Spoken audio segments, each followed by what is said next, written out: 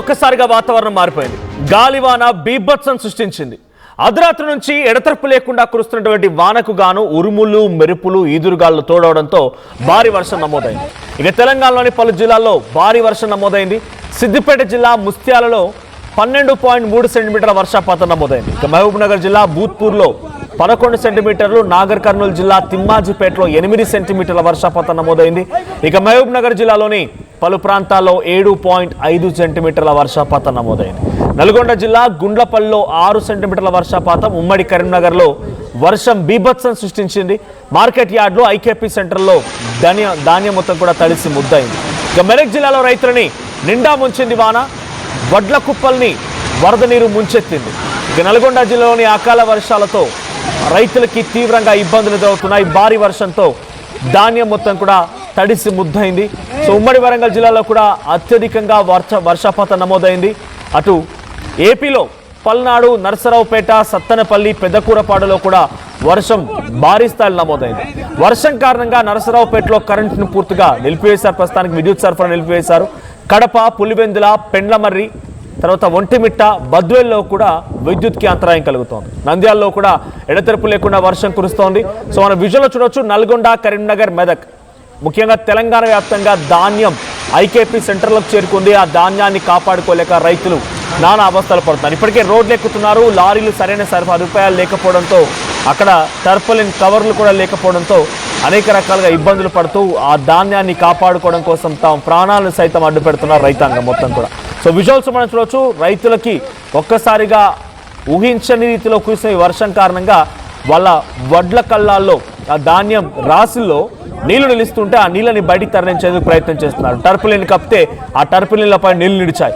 So రాత్రనక పగలనక కష్టపడి, ఆరుగాలం కష్టపడి పంట చేతికొచ్చి కళ్ళాల్లో పోసిన తర్వాత ప్రభుత్వం ఆలస్యం చేస్తే వాళ్ళు ఎంతలా ఇబ్బంది పడుతున్నారో విజువల్స్ మనం చూడొచ్చు.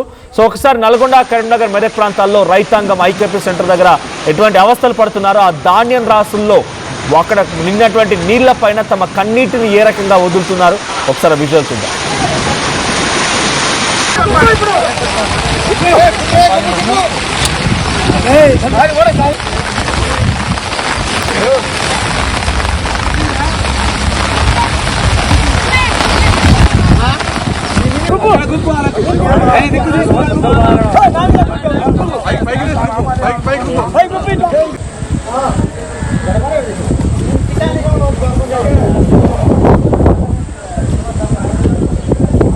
ఇప్పుడు ఇది డెవలప్ అయితే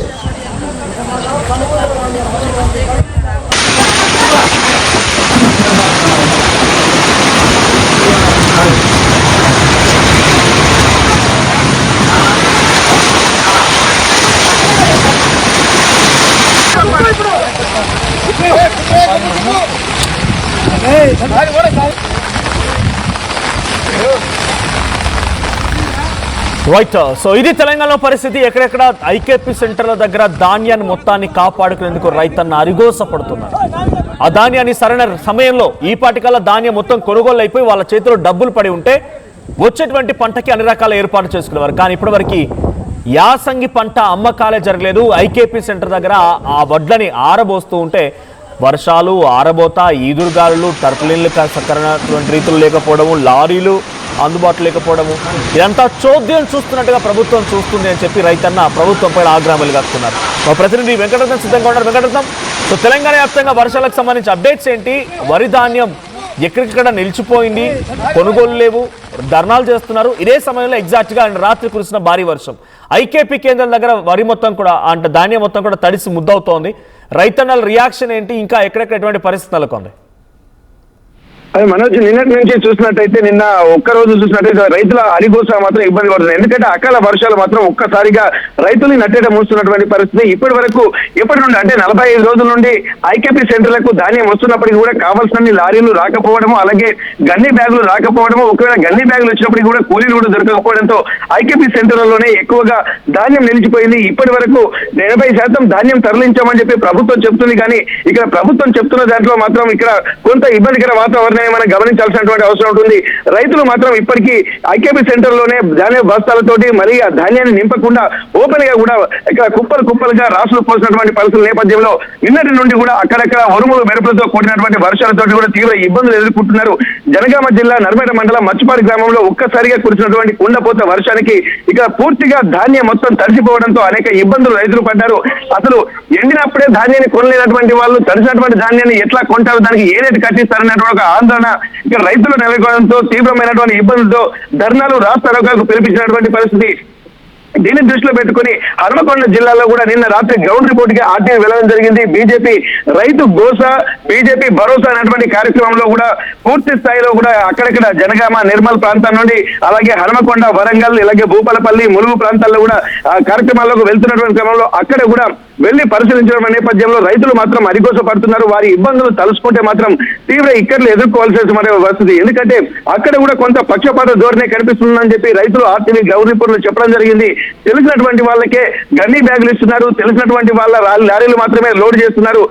బక్క చిక్కినటువంటి పేద రైతులు ఏం కావాలనేటువంటి ఆందోళన మాత్రం వాళ్ళలో తీవ్రంగా వ్యక్తమవుతున్నటువంటి పరిస్థితి. నిన్న భూపాలపల్లిలో కూడా ఒక్కసారిగా వడగండ్ల వాన రాళ్లతోటి కొట్టడంతో రైతులతో పాటు ఇక్కడ ఉన్నటువంటి రేకులు కూడా కూలిపోయాయి. అంటే పరిస్థితి తీవ్రతకు అర్థం పట్టొచ్చు. ఎక్కడికక్కడ ఐకేపీ సెంటర్ లో ధాన్యం కూడా నిల్వ ఉండడంతో తీవ్ర ఇబ్బందులు రాష్ట్ర వ్యాప్తంగా రైతులు ఎదుర్కొంటున్నారు. ఒక్కసారి తెలంగాణ రాష్ట్రంలో పరిస్థితి గమనిద్దాం. తెలుగు రాష్ట్రాల్లో కూడా వాతావరణం కూడా ఒక్కసారిగా చల్లగా మారినటువంటి నేపథ్యంలో అర్ధరాత్రి నుంచి ఆగకుండా వర్షం మాత్రం దంచి కొడుతున్నటువంటి పరిస్థితి. ఉరుములు మెరుపులతోటి ఈదురుగాలు తోటి తెలంగాణలోని పలు జిల్లాల్లో ఐకేపీ సెంటర్ లో ధాన్యం తడిసి ముద్దవుతున్నటువంటి పరిస్థితి. అప్పటికప్పుడు తరలించలేని నేపథ్యంలో ఒక్కసారిగా నిన్న కురిసినటువంటి వర్షాల డీటెయిల్స్ ఒకసారి మనం పరిశీలిద్దాం. ఒక్కసారి ఇక్కడ సిద్దిపేట జిల్లా ముత్యాలలో 12.3 సెంటీమీటర్ల వర్షపాతం, మహబూబ్ నగర్ జిల్లా భూత్పూర్ మండలంలో 11 సెంటీమీటర్ల వర్షపాతం, అలాగే నాగర్ కర్నూలు జిల్లా తిమ్మాజిపేటలో 8.4 సెంటీమీటర్ల వర్షపాతం, మహబూబ్ నగర్ లో 7.5 సెంటీమీటర్ల వర్షపాతం నమోదైంది. అలాగే నల్గొండ జిల్లా గుండ్లపల్లిలో 6.2 సెంటీమీటర్ల వర్షపాతం ఉమ్మడి కరీంనగర్ జిల్లాలో వర్ష బీభత్సం సృష్టించింది. మార్కెట్ యార్డులు ఐకేపీ సెంటర్ లోకి తడిసిన ధాన్యాన్ని తరలించడంతో రైతులు కూడా ఇబ్బంది పడుతున్నారు. అధికారులు కూడా బిక్కముఖం వేయాల్సినటువంటి పరిస్థితి. మెదక్ జిల్లాలో రైతులను కూడా నిండా ముంచినటువంటి వర్షం మాత్రం వడ్ల కుప్పలను కూడా ముంచేసింది. వరద నీరుతోటి ఈ నల్గొండ జిల్లాలో కూడా అకాల వర్షాలతో రైతులకు తీవ్ర ఇబ్బందులు ఎదుర్కోవడంతో భారీ వర్షాలతో తడిసి ముద్దై కళ్ళాలకే పరిమితమైనటువంటి నేపథ్యంలో రైతులు మాత్రం తీవ్ర ఇక్కట్లు ఎదుర్కొంటున్నారు. ఇప్పటి వరకు అంటే గత 15 రోజుల నుండి రైతులు మొత్తుకుంటున్నారు. ఇక్కడ జూన్ మాసం అంటే ఈ ఎండాకాలంలో వచ్చిన తర్వాత రోహిణి కార్తీక్ ఎంటర్ అయిందనుకో తమ పరిస్థితి ఇబ్బందిగా ఉంటుందని చెప్పి అధికారులు చెప్తున్నప్పుడు అధికారులు కూడా వినిపించుకోవట్లేదా, లేకపోతే ఏం జరుగుతుందని అర్థం కావట్లేదు. ఎందుకంటే ఎక్కువ మొత్తంలో ధాన్యం కూడా పండించినటువంటి నేపథ్యంలో ఈ పండించినటువంటి పంటకు అన్ని కొంటామని చెప్పి ప్రభుత్వం చెప్తుంది. కానీ సకాలంలో లారీలు దిద్దుబాటు చర్యలు కూడా తీసుకోకపోవడాన్ని కూడా తీవ్రంగా విమర్శిస్తున్నారు. వ్యవసాయ అధికారులు కూడా దీనిపై అప్రమత్తంగా ఉండాల్సి ఉంటుంది. ఎందుకంటే రాష్ట్ర వ్యాప్తంగా పండించినటువంటి పంట ఎన్ని వేల హెక్టార్లో పండించారు అనేటువంటి విధానాన్ని కూడా కేంద్ర ప్రభుత్వానికి నివేదికలు పంపాల్సి ఉంటుంది. దాని ప్రకారం కూడా గన్ని బ్యాగ్లను అరేంజ్ చేయాల్సినటువంటి అవసరం ఉంటుంది. ఒక ముందస్తు చర్యలు తీసుకోవాల్సి ఉంటుంది. ఈ ముందస్తు చర్యలు తీసుకోవడంలో రాష్ట్ర ప్రభుత్వం వివరైందని చెప్పి కేంద్ర ప్రభుత్వం విమర్శిస్తుంది. అసలు మేము పంపించినటువంటి వడ్లను కేంద్ర ప్రభుత్వం కొనడామని చెప్పి రాష్ట్ర ప్రభుత్వం విమర్శిస్తుంది. ఎవరిని అంటే కేంద్ర రాష్ట్ర ప్రభుత్వాలు ఒకరినొకరు విమర్శించుకుంటుంటే మాత్రం ఇక్కడ ఉన్నటువంటి రైతులు మాత్రం తీవ్ర ఇక్కట్లు ఎదుర్కొంటున్నారు. వారి కళ్ళలో ఆవేదన చూస్తుంటే మాత్రం చాలా ఇబ్బందికర వాతావరణం. ఎందుకంటే ఆరుగాలం తడిసిన ధాన్యానికి సంబంధించి అధికారులు ఏం చెప్తున్నారంటే ఆ ధాన్యాన్ని మళ్ళీ కొనుగోలు చేస్తారా, లేకపోతే ఇప్పటికే మంచిగా నిండుగా మాయిశ్చర్ వచ్చినటువంటి దానికే వాళ్ళు తరుగు పెడుతున్నారు, 2-3 కిలోలు తరుగు తీస్తున్నారు, గన్నీ బ్యాగ్స్ అందుబాటులో లేవు, లారీలు అందుబాటులో లేవు. ఇప్పుడు తడిసినటువంటి ధాన్యం పైన రైతాన్న కన్నీరు పెడుతూ ఉంటే అధికారుల రియాక్షన్ ఏంటి? ఇక్కడ మనోజ్ మీరు చెప్పిన పాయింట్ ని చాలా జాగ్రత్తగా గమనించాల్సి ఉంటుంది. ఎందుకంటే ఇప్పుడు ఎండిపోయినటువంటి ధాన్యానికే మాయిశ్చర్ చూడాల్సినటువంటి పరిస్థితి. ఎందుకంటే ఆ మాయిశ్చరైజర్ ని పట్టి ఎంత ఉందో దానికి లెక్క కట్టాలని చెప్పి ఇక్కడ అంటున్నారు. మరి పూర్తిగా తడిసినటువంటి ధాన్యాన్ని అధికార నిర్లక్ష్యం కారణంగా అంటే సకాలంలో ఇక్కడ ధాన్యాన్ని తరలించకపోవడము, కొనుగోలు చేయకపోవడం వల్ల ఇది ఖచ్చితంగా అధికారులు దీనికి సంబంధించినటువంటి బాధ్యత వహించాల్సినటువంటి అవసరం ఉంటుంది. దాంట్లో ఇప్పుడు ప్రస్తుతానికి మాయిశ్చరైజర్ చూడాల్సినటువంటి అవసరం కూడా లేదు. ఎందుకంటే ఇప్పుడు అకాల వర్షాలు వస్తున్నాయి, సమయానికి కొనడం లేదు. ఇట్లాంటి సమయంలో పూర్తిగా తడిసినటువంటి ధాన్యాన్ని కూడా ఇక్కడ నేను తడిసినటువంటి ధాన్యానికి కొంతమంది అధికారులు చేరుకున్నారు. ఇది తీసుకుంటామని చెప్పి అంటున్నారు. మరి ఏ రేటు కట్టిస్తారని చెప్పి రైతులు ప్రశ్నిస్తున్న నేపథ్యంలో ఇక్కడ అధికారులు మాత్రం ఇక్కడ ఖచ్చితంగా అదే రేటు కట్టిస్తామని అంటున్నారు. కానీ దాంట్లో వాస్తవం ఎంత అన్నటువంటి ఒక ఆవేదన. కానీ రైతులలో మాత్రం ఒక ఇబ్బందికర వాతావరణం అయితే కనిపిస్తుంది. ఎందుకంటే ఇక్కడ తడిసినటువంటి ధాన్యాన్ని ఎలా కొనుగోలు చేస్తారు, ఎట్లా కట్టిస్తారు? ఇప్పుడు అంటే అంటే 5 బస్తాలు ఇక్కడ ప్రతి క్వింటాల్ కు తీస్తారు. అంటే 5 బస్తాల రేటు కట్టించకుండానే ఇక్కడ మాయిశ్చరైజర్ పేరుతోటి కొంత రేటు తగ్గిస్తున్నటువంటి పరిస్థితి నేపథ్యంలో పూర్తిగా తడిసినటువంటి ధాన్యం అయితే ప్రతి టన్నుకు అంటే 5 బస్తాలు మాత్రము తీసివేస్తారు. ఆ తర్వాత దానికి లెక్క కట్టిస్తారు అన్నటువంటి విషయాలు కూడా చెప్తున్నారు. దీని నేపథ్యంలో ఇక్కడ రైతులు మాత్రం ఖచ్చితంగా వాళ్ళు, ఎందుకంటే గతంలో జరిగినటువంటి అనుభవాలు దృష్టిలో పెట్టుకుని రైతులు చెప్తున్నారు. కానీ ఈసారి రైతులకు ఇక్కడ తడిసినటువంటి ధాన్యానికి అదే రేట్న కట్టిస్తారా లేదా అన్నది మాత్రం ప్రశ్న. ఎందుకంటే ప్రభుత్వం చెప్తుంది, అధికారులు చెప్తున్నారు ప్రతి ఒక్క వడ్ల గింజను కూడా కొనేటువంటి బాధ్యత కూడా ప్రభుత్వం తీసుకుంటుంది అన్నటువంటి భరోసా మాత్రం ఇక్కడ ఇస్తున్నటువంటి నేపథ్యంలో ఇక్కడ దాన్ని ఆచరణలో ఎంత పెడతారన్నదే ఇక్కడ ప్రశ్నగా మారుతుంది. Manoj. Right, thank you Venkataratnam. So Telugu రాష్ట్రాల్లోని తెలంగాణ పరిస్థితి ఎక్కడికక్కడ ఐకేపీ సెంటర్ దగ్గర వడ్లన్నీ కూడా తడిసిపోయాయి.